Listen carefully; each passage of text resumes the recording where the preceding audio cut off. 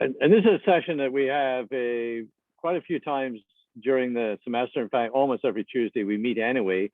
And so any of you who are on this call, you're just kind of look out, because I actually have general discussion. I see some of my friends who meet with me. I see Boskert there, it's on my screen, and students, several of us meet every Tuesday, but we like to have some guests, and this is partly for our community. So this is students and faculty, staff. We got some business partners as well here, and we're looking really at sort of key issues in business, and the format's quite simple. Well, today our guest speaker, I'm going to give her a more introduction, is Kimberly Ellison-Taylor, and I'm going to give you a full introduction, and she's got a wonderful presentation because she is writing a book, and she's got also some very intriguing slides. So, Kimberly is going to talk for about 15 minutes, and I think you'll be kind of excited by that, and then we're going to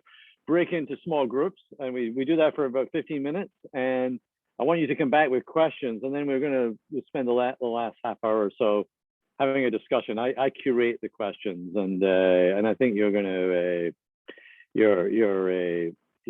enjoy this. So Kimberly Ellison-Taylor. She's a global technology and finance leader, and she's got over 30 years of career achievements. Those of you who are accounting students, by the way, I want you to look closely at her bio that was that, because you'll see that she's got actually a very, very diverse practice, because not only is she a CPA, but she's also worked in information systems, SEMA. She's now the chief executive of KET Solutions, which is a consulting firm. She's a strategist. She's a keynote speaker. She's made Accounting Today's top 100 most influential people in accounting, and CPA Practice Advisors 25 most powerful women in accounting. So, and there's no wonder about this. If we know Kimberly because, I mean, she's from Baltimore, but she's well known in the profession. Past chair of the Maryland CPA, past chair of the American Institute of CPAs, where she was the first woman chair, the first person of color, and the first person from Maryland to be the chair there. She also went on to be the chair of the global organization, and I think this will be kind of really interesting for students. Kimberly is also now the president-elect of Beta Alpha Psi, and we are just talking about earlier when we we're informal. We got a great Beta Alpha Psi, and I see some officers here. We got a great Beta Alpha Psi chapter here. So Kimberly, we're going to have you come back, and also come back to our MABA chapter that Jan was just talking about. It was just, but if you look at, that's why we say to students, if you're looking at Kimberly's profile, not only has she was being a CPA, she's had global leadership roles for companies like Oracle. She has advised C-suite executives. She's taught at Carnegie Mellon, but not in accounting, but on emerging technologies and innovation. She's also an independent director, board director, at least on three different companies, and so she's been involved a whole variety of organizations. Has an original degree in information systems from UMBC, an MBA from Loyola University, which I think is a small university just up the road from us. Accounting certificate from CCBC, which a number of you also share with her, and she's a Master of Science in Information Systems from Carnegie Mellon, and she is, and unfortunately I can't do I don't have a copy yet, but she's got a book just coming out. You can pre-order in Amazon, and it's about, and I believe this is largely what you're going to talk about. This is centered around your A game. So Kimberly, I'm going to pass it over to you. I think Amy's going to help you with some of your slides. So thank you for coming. Thank you, Dean. I so appreciate the opportunity to be there. You know, I am a huge fan because I know so many people who are the highest caliber, high performing, amazing leaders come from the University of Baltimore. And so I'm in great company today and delighted that I could be here with you. And so, Amy, if you could share my slides, that would be great. And as she's pulling that up, what I am going to do is move very quickly. So if you have any questions after we're finished, please don't hesitate to link in and ask the question if we don't get to it today. And or maybe, Dean, that's an opportunity for me to come back. And so, Amy, if you could go to absolutely. And by the way, just if you want to ask any questions, just post stuff in the chat because I'll try and curate these as well when we come back from our breakout sessions. Okay. So absolutely. Thank you. Right. Thank you. Thank you. Absolutely. Thank you. So the next slide, Amy, is really about what we've been talking about. What you heard in my bio was this intersection that I tend to stand in between accounting and technology. Did I know I was going to do that? No. But sometimes you have to follow your gut instincts. And sometimes you just have to make sure that you are doing what's right for you. And you're the only person that would know ultimately what's right for you. But I'm going to share with you what I end up speaking a lot about, and that's the pace of change. We are moving as fast as we ever have been. And when I was the chairman of the AICPA in 2016, we were talking about the pace of change. And what we said then was that the pace of change will never be as slow as it is today. Little did we know, if you go to the next slide, Amy, that the pace of change is only getting faster. And so when I look across any number of organizations, and it really goes across the spectrum from financial services or healthcare, oil and gas, aviation, hospitality, retail, healthcare, manufacturing, you name it. A lot of our finance colleagues were moving, but not moving probably at the pace that they could have been, because we have any number of challenges that we were facing at the time. But by moving just a little bit faster than our competitors or people in our peer groups, we were deemed as being either best in class or being at the front of our peer group as it relates to our industry. If you go to the next slide, in today's environment, you'll know that that is not enough, because in the environment that we're in today, and it's just been awful, if I could just be honest and candid about it, and there's no sugarcoating it. If you had told me that we would be almost 2 years in, more than 18 months into an environment like we are today, I would have never believed you. I was probably someone, when my son was like, woohoo, we're out of school, I was like, oh, you better enjoy it, because in 3 weeks, you're going to be back in school. The only savings grace about that and him being out of school is that he was old enough that I did not have to try to learn how to do the math the way they're doing it today. So all of you who had small enough kids that you were doing new math, you are in my prayers, because I would have been in big trouble. But as it relates to the business community, we've moved forward in a number of different areas that some companies were not prepared to do. So now we are doing contactless food delivery. We're now talking about seamless omni-channel integration between clients and the services and goods that are being offered, not just from the CRM or Salesforce, if that's the system you use, but all the way through to the back office. And so when we talk about this environment, we're never going to forget the loved ones that are not with us. We're never going to forget the mandatory stay-at-home shelter orders. We're never going to forget the businesses that are no longer here with us because they just couldn't survive it. But I think in my natural optimism, I have to try to see what the silver lining is or the lemonade is of this environment. And if we go to the next slide, we then start thinking about where we exactly need the type of leaders you are and are also working to be, because we have any number of dashboard issues, from environment, social, and governance issues, ESG, from regulations, and I'm sure all of you are following the trillions of dollars that we now have as a part of our national deficit. Someone's got to pay for that, right? And someone's got to provide the oversight over all the individuals, businesses that got the money. So we can expect more regulations in our environment. I mean, it is what it is. We're not eagerly looking forward to it, but we can expect that that's going to happen.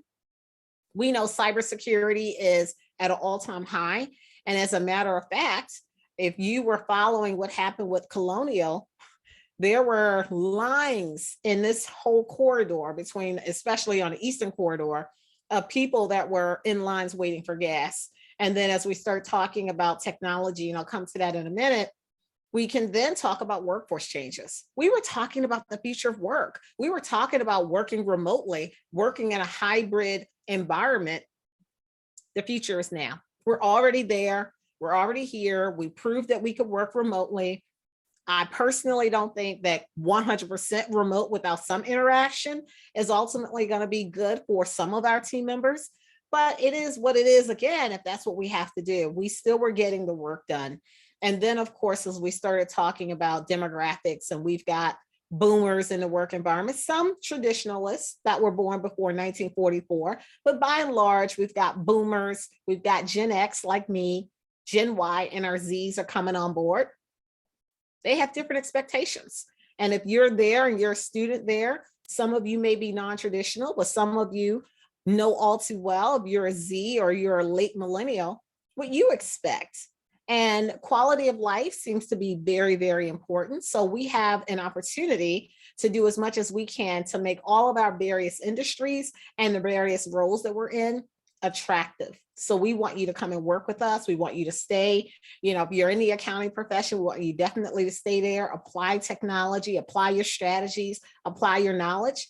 And then, of course, we are always talking about disruption. And we see that consistently. And I think we've been talking about that since Uber and Lyft showed up, and been talking about that especially since Airbnb showed up. And then if you look at this slide, you'll see there are 16 pandemic trends that are here to stay. I think those are going to change how we live, work, and play, how we interface, how we interact with our clients, our supply chain, our financial reporting systems, what happens inside the organizations, and how we report, disclose, share that information to stakeholders and also shareholders. So there's a lot going on, and everyone's talking about transformation. And change management is absolutely a part of that transformation equation. Next slide, Amy, please. And then when we start thinking about, okay, what can we do? Well, we're going to have to reshift. For many of us, once we get a plan, we like to stick to the plan. Well, this is an opportunity for us to revisit the plan. And as a matter of fact, I've said to many companies, if you had a plan in 2018 and you're following it, you probably need to do a look-see to see if it's still appropriate, to see if the plan or the strategy should be revisited. There could be wholesale new industries that will come about that weren't nearly as hot or pervasive before the pandemic. The pandemic has game changed in a way because we had any numbers of fears, uncertainty, and doubt. And there were technology, there were people who were offering more convenient services. We saw more Grubhub, more Uber Eats, more DoorDash. And this is coming from someone who never thought that I would get in a car with a stranger, you know, AKA the whole Uber environment. But guess what? I did. And I certainly never thought that I would have, you know, strangers delivering my food and dropping it off at my door and then calling me to say, hey, your food's outside. But I did. So who knows what's going to happen? That who knows what's going to happen means we have to be agile in our thinking, flexible, challenge what you think you know, be curious, ask the right questions, and don't accept the baseline premise. And so if you do those things, I think you'll be in a great position. Next slide. So why did I say everything? Challenge what you think you know, be curious. Because sometimes we are so, you know, spreadsheet driven, so list driven that we're locked in a box of possibilities.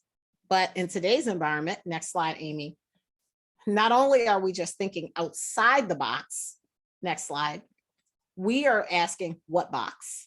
And that what box means it's up to you to challenge the baseline premise. So let me give you an example.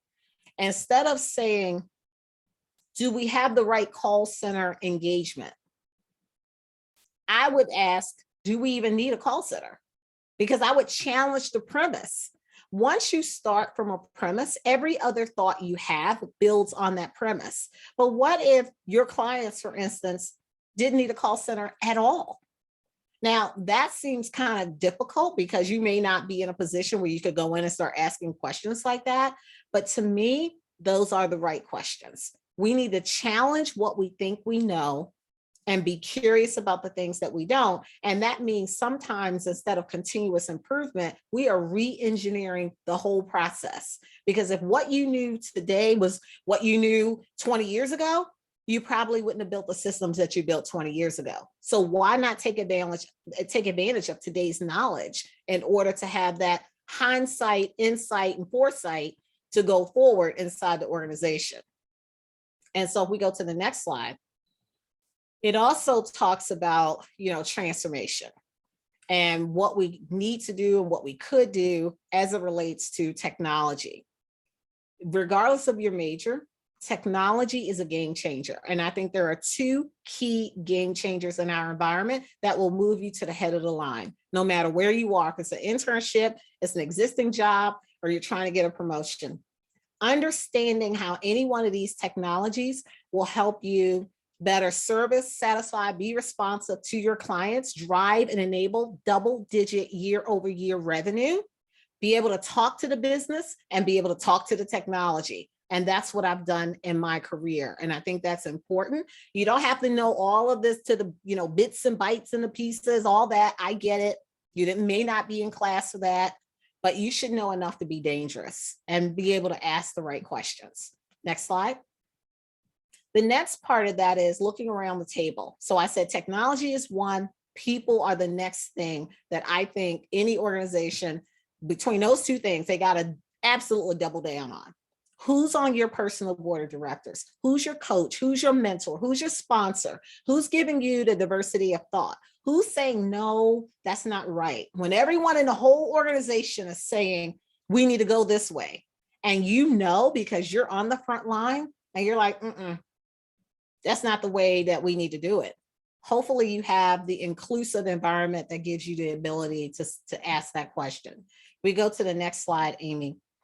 I know all too well how important it is to have so many people around you that are key and critical, because I've had so many people around me that were key and critical to my own career journey. And if you go to the next slide, it's a picture of my neighborhood where I grew up in the Sandtown, Winchester community of Baltimore. So I don't know if any of you know about the west side of Baltimore, but that is where I grew up. And I grew up in an environment, couple of things. My mom and dad said you'd have to work twice as hard to get half the credit. They also said, be careful of the toes you're stepping on because they're connected to the rear. You might be kissing on the way down. So you have to have someone that's going to give it to you straight. No matter how amazing you think you are, it's the people who knew you when that will give it to you the way that you need the feedback to come. Because with that feedback, next slide, Amy, any number of things could happen. The impossible could happen. And so people will sometimes say, how is this possible? Amy, if we could go back one slide, they may even say, how is it possible that a little girl from the inner city of Baltimore could one day be on stages around the world? Because it's possible. It absolutely is. And I would challenge all of you to think about what you really want and what you really want to do in your career, and figure out how you get it done and how you get people on your journey and how you leverage some of the concepts that I mentioned today. Because if we go to the next slide, you'll know that success is possible. And so I even speak about this where I said improbable is not impossible. And pretty much that's the premise of my book, where I am going to talk about in my book, the ingredients for success that I think work for anyone. And I think if anyone uses those, they could achieve their own dreams and become as successful as they want to be. And so with the next slide, Amy, it's my contact information. You'll see I'm wearing my, cyborg Terminator kind of look, because I do believe each one of us will have to have some competency in technology. And so I'm leveraging my accounting look and also my cyborg technology look. And with that, Dean, I want to turn it back to you. So that's great. And so what I want to do now is I want to kind of create a kind of conversation with with Kimberly. And how we'll do this is we're going to break into quite small groups, about 4 or 5 people in each group. I'm going to mix up, students. You may end up, well, students may end up with your faculty members. Everybody's equal standing on this, by the way. So there's there's no grades for this if you're with a faculty member. Everybody's equal standing. And so what I would like you to come back with is questions for Kimberly and put them in the chat. We've got quite a lot of people, so I've got a couple of questions come up already. And so we'll start with some of these, and then we'll keep going. So I'm just going to create the breakout rooms now. You see? Yeah, you are right. I was disappeared off my screen. I was in group 5. Good. Good. Well, I hope that was good. All I heard was Dr. Jan saying, well, when she starts talking, I'm like, why you don't hear? Right. Okay. Good. You were so whatever questions. We've got quite a few questions going. I'm going to ask you more a general question just to get you talking while I go through these, because they came from your friend Professor Pitta, which is how should, and this is very specific, how should our students prepare for this new environment you discussed before they graduate? How do you feel they should be preparing? You know what they're learning, how they're working, but how should they be preparing, do you think? Yes, Dean, I just had a flashback in my group listening to Christopher's schedule. Whoa! So it was good listening to the classes that he was taking, and Angelique and Elfie as well. And of course, talking to Professor Dan. So great conversation. What I would say is be aware of what's happening in the business environment. You are learning these topics in the class, but also look for ways to apply them. So when you are hopefully reading some publication, whether it's, Fortune, Forbes, Harvard Business Review, or it's Wall Street Journal or Bloomberg News, look at what's happening, especially when you think about mergers and acquisitions. You're thinking about companies that need to be valued so that they are going through a bankruptcy. When you're thinking about the international footprint of companies, those things that are happening in the real world also apply to what's happening in your classrooms, or in Zoom, I guess I should say. And so if you are reading, I didn't say a book because I know you're heads down reading all of your own textbook stuff, but just articles. And then at the same time, there are YouTubes on everything. And so if you wanted to know more, I talked about ESG briefly. You want to know more about ESG? You could go out and do 15 minutes, 20 minutes of getting yourself oriented on what it is and what it means, enough that will carry you until you get to a place where you could spend 2 to 3 hours on it. But I think you'd have to reach for the learning, and don't presume that all of your learning, and I know many of you don't because you have full-time jobs and you have other responsibilities at home, but think about learning as more broad, structured and unstructured, in the classroom, outside of the classroom, and through interactions. And also don't forget to get involved with some of the student organizations like Beta Alpha Psi and some of the other organizations that will bring exposure with speakers to your various group meetings. So reading, and just remind students, we have a subscription to the Wall Street Journal, which is worth about $750 in the library. It's available to everybody. And I think also I'm right, Dennis, the Financial Times, right? I think if you have a subscription, that's probably another $700, $800 a year. And The Economist, so $600. So These three publications, $2,000 worth of, it's almost, it's almost worth 2 credits of a graduate school, so they're already paid for.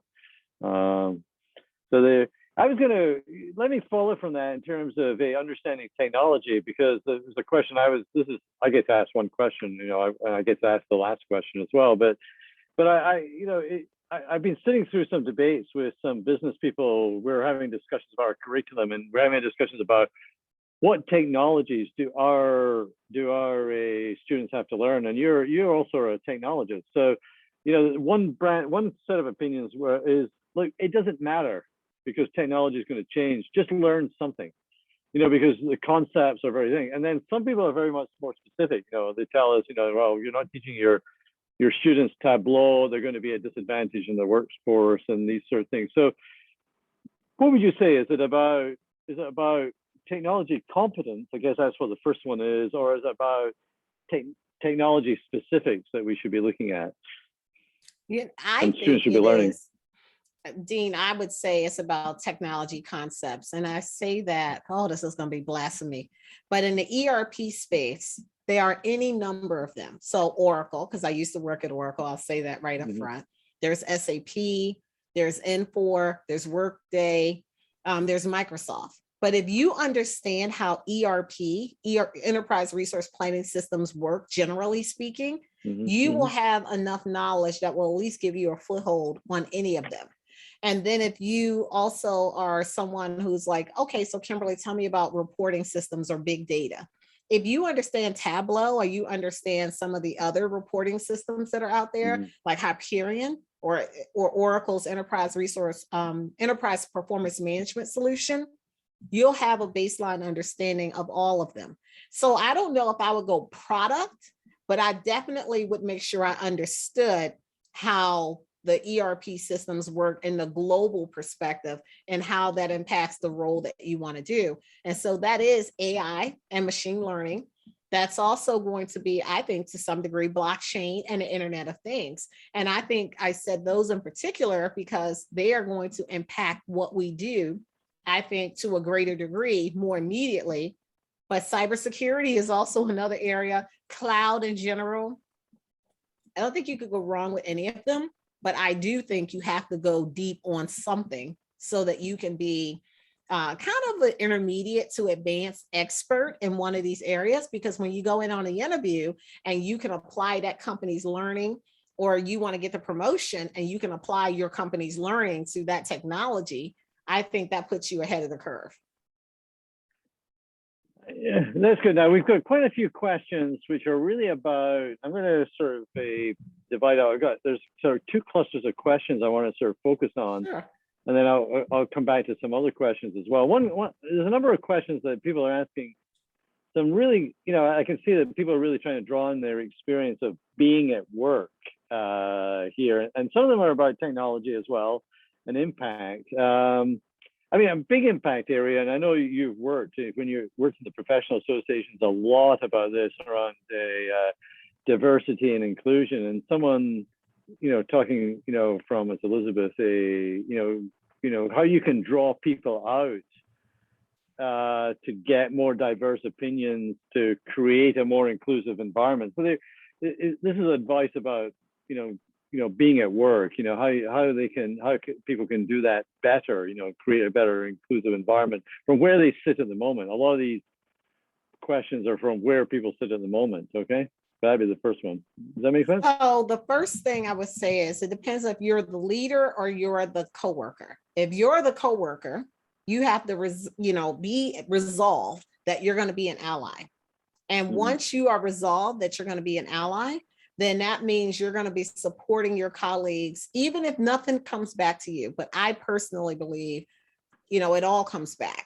And I believe that when you give, you get more than you ever imagined that you ever would, which is probably why I volunteer so much. I realized that early, the principles of sowing and reaping. But if you help someone else and they build a trust with you, then the 2 of you then can go and help 2 more people.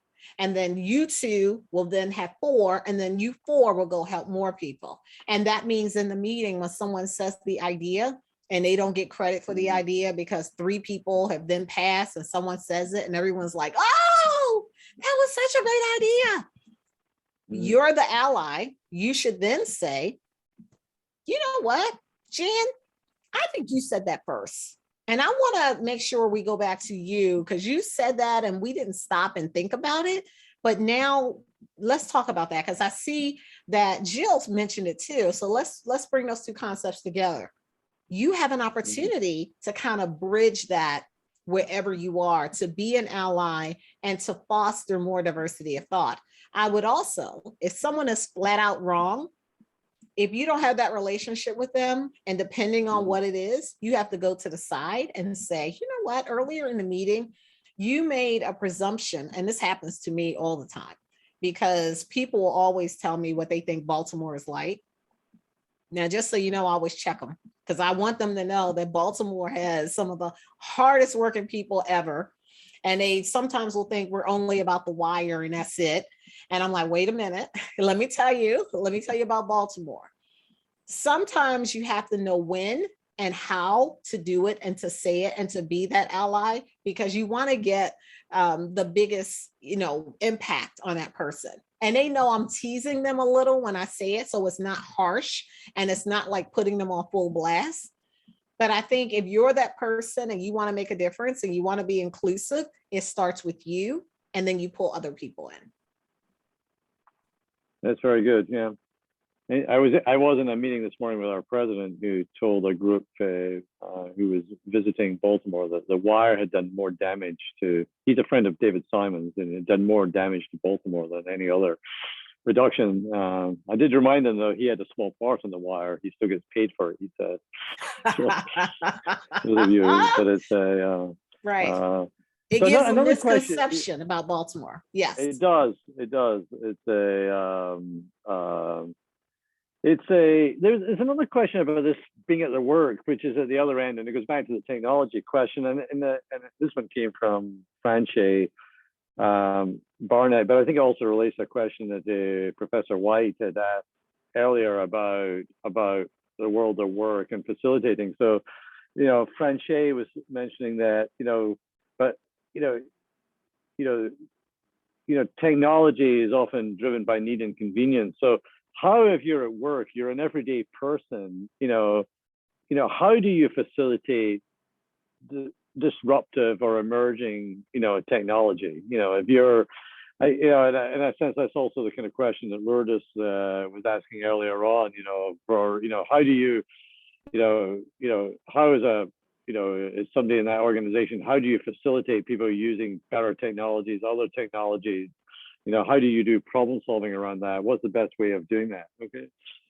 That make sense? Yes, I think I got it. What I would say is each one of you are a business. It's kind of like Jay-Z saying, are you a businessman? He's like, I'm a businessman. And so if you think of yourself as the entrepreneurial franchisee of your own career, then you have a bird's eye view of the things that you work on that could be monetized, that could help the firm grow, that could develop people, that could be more responsive with customers, that would expand and advance and speak as it relates to competitiveness in the marketplace. I would write up a 1-page, kind of, this is why, this is how, this is when. And I would tell them, this is the now what, so what, and how this would work.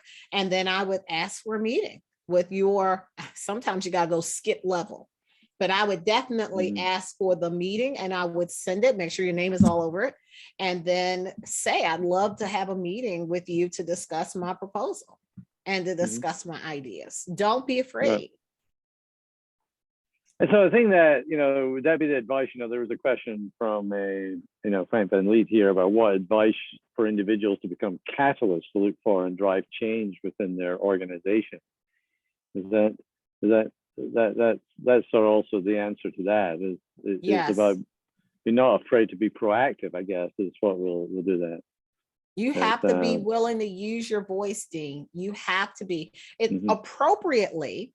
And you can't be like, this is the dumbest thing I've ever seen. Even if you're thinking it, you can't say it.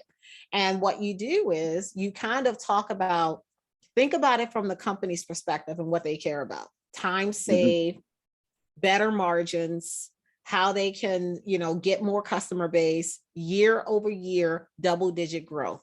If you took the strategic plan and the core objectives of your company and tied it in writing to whatever it was your idea was, you will get a lot more, I think, take up on the idea.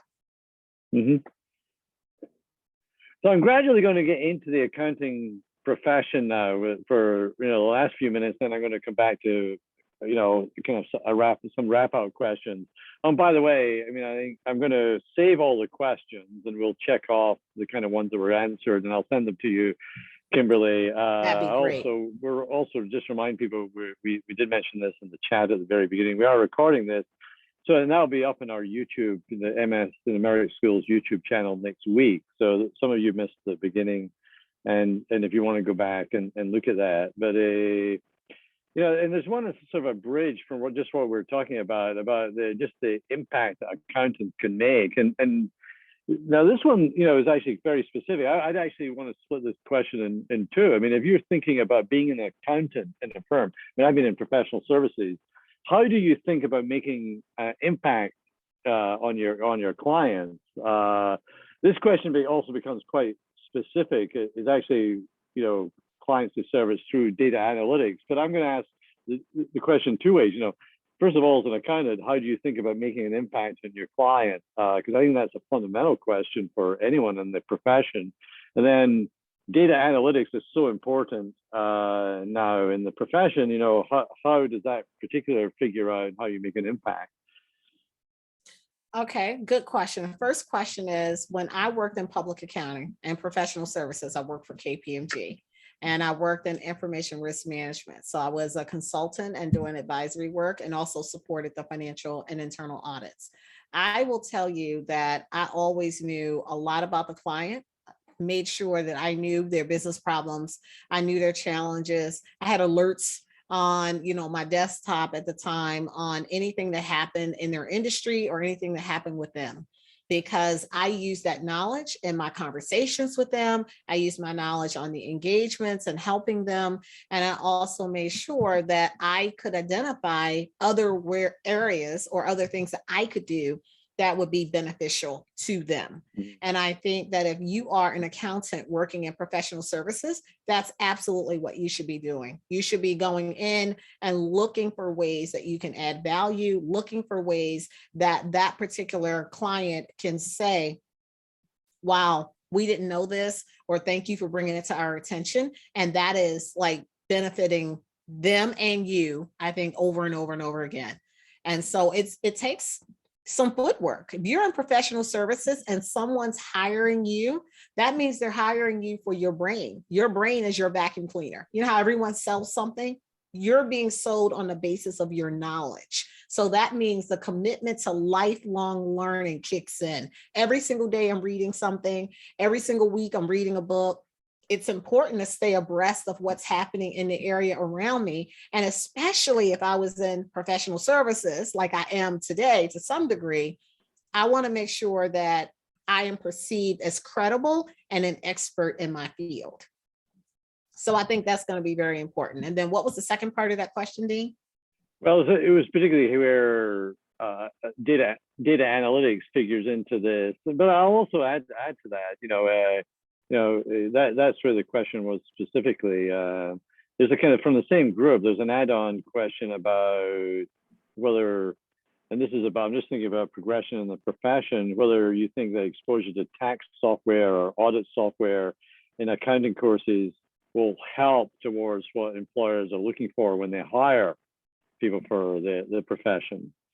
Absolutely. I would say, to the extent that we know what the employers are looking for and our students show up well prepared, and even if you don't know that particular solution that they're using, you know enough to be dangerous. That will help you bridge that gap very quickly, because they want a student or a leader that's going to show up that can hit the ground running as fast as you can. And having that backdrop of realism. Now, it can't be some software solution that they used 10 years ago. It's got to be in the area that people are still using this solution in the marketplace. But to the extent that you have practical real life experiences with the solutions and software that they're using every day, that means they'll come back again and again and again to get students from that program. So, yeah, I want to wrap this up quite soon. So I'm going to ask you a question that's kind of practical, then I'm going to come back to a more general question just to wrap up. So there's a number of questions about certifications, and I think it would be useful to address it, just thinking about your own career and where the profession is going. So I'm just, one question was about what certifications other than CPA would be most beneficial for recent accounting graduates. Another about in terms of technology change, so they're just getting a job and then, getting in with technology change or doing a master's in something like you did yourself at some point, whether that be. And there was a question about, whether masters, are worth anything as well in terms of the profession. So, I mean, it's footnote to, that we obviously run masters, so we believe so. But it's but you can maybe address when these are when these, the kind of credentials, when other credentials, people in the profession should be thinking about getting, what the sequence is, would that be, could you address that? Absolutely. So I will tell you, I wish I could say I knew this whole plan that I was going to do this back when I was at UMBC, but I really didn't. But I would tell you that in today's environment, depending on the type of master's degree that you have, I would totally recommend having some real life work experience so that you have context. So much of a master's degree program, unless they gear it for students, but they are going to be asking you about real life scenarios. And if you go straight through as a student, you won't, when you're in these breakout rooms, won't have the same level of conversation potentially as someone else. Now, can you figure out ways to bridge that gap? Absolutely. I went straight from UMBC to Loyola. In hindsight, could I have waited? Yes, but I was a co-op at NASA and I worked at NASA while I was a student at UMBC. So I at least did have some context for that made, I hope, discussions valuable in the groups that I was in. But I will tell you that for me, being a CPA is a differentiator. Now, there is no surprise that I am a Black woman, right? No surprise. But imagine a Black woman from the inner city of Baltimore, and I have traveled the world. My CPA is the gold standard. It is the gold standard. I have been everywhere and I have never felt the imposter syndrome. I've never felt less than. I never felt like I couldn't speak up. I have walked in every room and it felt like, because I'm a CPA, that the microphone was dropping. Now, if you're someone who resonates with any of that, is it hard? Yes, it is hard. But you know what? My parents told me if it was easy, everybody would be doing it. And that kind of, push is what made me go on and do it. But I also have a certified information systems auditor credential, the CISA. I'm also a certified information technology professional. I'm also a chartered global management accountant professional, and I have any number of certifications. I'm not going to stop. Knowledge is power. Education is everything. And growing up in the inner city, my parents said, no one can take your education from you. And I took that to heart. And so as you think about the credentials that you need, go and look at LinkedIn and look at some of the job postings for the role you aspire to. Don't try, I know it's going to be there because some of these paths are hard. It's a lot of learning, it's a lot of studying. And you're thinking, do I really need to do it? Well, if you go to LinkedIn and you're looking at the role you aspire to be in, and you notice that they are saying preferred, and they didn't say it was required, but they said it was preferred. Preferred means as compared to someone else, if you have that credential, they would prefer you over them. Give yourself the leg up to the extent that you can. Now, sometimes you can't. And I would tell you, if you said, Kimberly, I want to do it, but I can't do it right now, we can talk about a whole nother strategy on what I would suggest you do. But for each of you, your career paths are going to lead you in so many different places.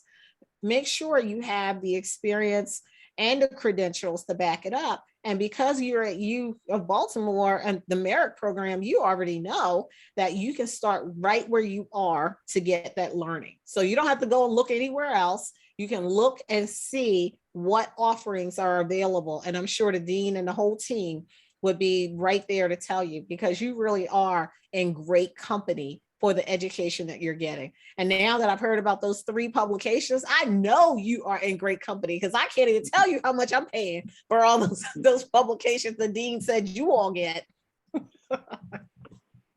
Yeah, I think that's great. Well, I think this is really good advice, and I like to kind of wrap this up after an hour. And I think this is a good place probably to stop. Now, Kimberly, you've got an open invite always to come back. I think I'm going to go through the chat, and I'll send that chat to you as Please. well, so that we can maybe get back, and we'll put that also on our YouTube channel as well, in the comments and chat as well, so that people can see a little bit of more, context in that. And I know that Beta Alpha Psi is definitely going to ask you back, and BAPA, and I think that will really be valuable. So appreciate it. So we do a little electronic clap, okay, and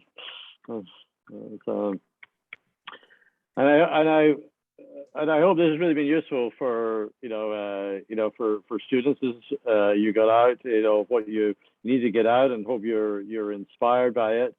We've got one more session of this Team for the Dean. It's next Tuesday, and it's the final session.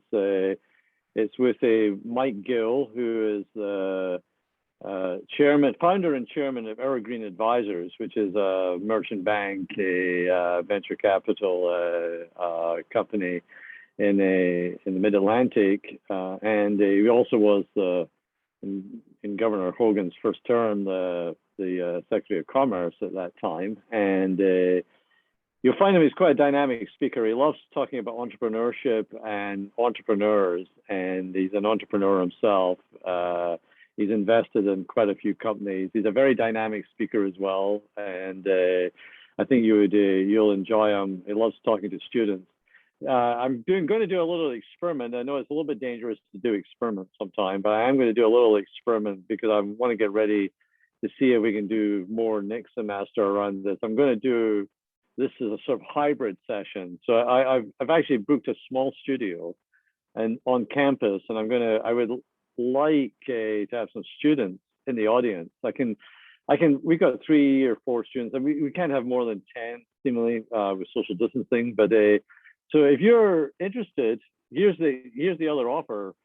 We used to do this when we were on campus. We used to have tea with the dean, real tea, with the dean. And so at 3 o'clock, I've invited Mike to come on, and you can have a special session with Mike, just yourselves. And he'll just be doing formal sessions. You'll find out, and this is good. Could be good for your career as well, because he's very well connected.